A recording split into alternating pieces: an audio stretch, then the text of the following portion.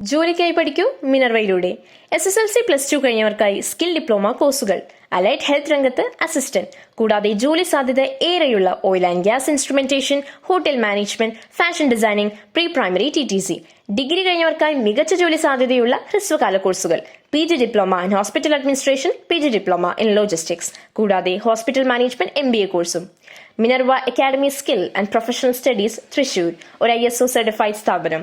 വിളിക്കൂ 9895841933.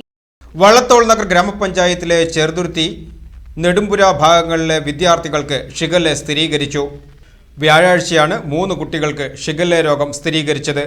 പനിയെയും വയറിളക്കത്തെയും തുടർന്ന് ഇവർ ആദ്യം ചെറുതുരുത്തി കുടുംബാരോഗ്യ കേന്ദ്രത്തിലാണ് ചികിത്സ തേടിയത്.